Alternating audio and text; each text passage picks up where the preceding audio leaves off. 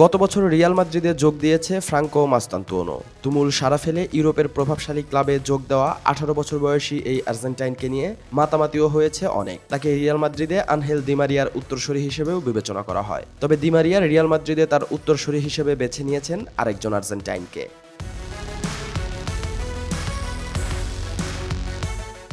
Real মাদ্রিদের academy লা ফাব্রিকা থেকে উঠে এসে মূল দলেও খেলেছেন। তার সম্ভাবনা নিয়ে কেউই প্রশ্ন তোলেনি, তবে একাদশে খুব বেশি সুযোগ হচ্ছিল না। তাই প্রতিভা বিকাশের জন্য তাকে ছেড়ে দেয় রিয়াল মাদ্রিদ। 21 বছর বয়সী নিকো পাচকে দলে নিয়ে কোমো কোচ সেস ফ্যাব্রিগাস আখ্যা দিয়েছেন এক্সাইটিং ট্যালেন্ট হিসেবে।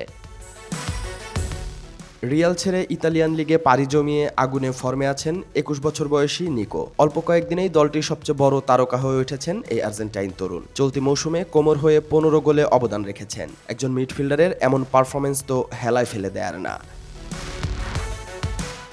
এর মধ্যে সেরিয়াতে করেছেন 8 গোল, অ্যাসিস্ট করেছেন 6টিতে। গোল করার দিক থেকে তার উপরে আছেন শুধু একজন, স্বদেশী লাউতারো 13 গোল নিয়ে রয়েছেন শীর্ষে।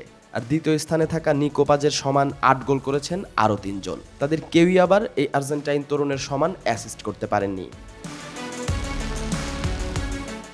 সাম্প্রতিক সময়ে দি মারিয়া এক সাক্ষাৎকারে জানিয়েছেন তিনি আর্জেন্টাইন তরুণদের মধ্যে নিকো পাচকেই এগিয়ে রাখছেন। এমনকি তার খেলা দেখার জন্য নিয়মিত কোমোর ম্যাচগুলোও দেখেন।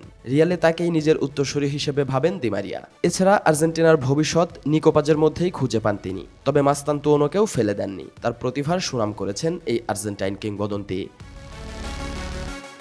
তবে মজার বিষয় হলো নিকো পাচকে তো কোমোর কাছে বিক্রি করে দিয়েছে রিয়াল মাদ্রিদ। তাকে কিভাবে উত্তরসূরি ভাবেন? এখানে ছোট্ট একটি সমীকরণ আছে। নিকোকে ছেড়ে দিলেও পুরোপুরি ছাড়েনি রিয়াল। তাকে পরবর্তীতে বিক্রির সিদ্ধান্ত নিলে সেখান থেকে 50% রিয়ালকে দিতে হবে। অর্থাৎ নিকো পাজ এখন অর্ধেক কোমোর আর বাকি অর্ধেক রিয়ালের খেলোয়াড়। এই তরুণ আর্জেন্টাইন তার ফর্ম ধরে রাখতে পারলে রিয়ালে ফেরা অসম্ভব কিছুই না। নিজেকে পরিপূর্ণভাবে মেলে ধরতে পারলে রিয়াল মাদ্রিদও হয়তো ঘরের ছেলেকে ঘরে ফিরিয়ে আনতে পারে। সেটা সময়ই বলে দিবে। Salauddin Saju, sports 24 BD.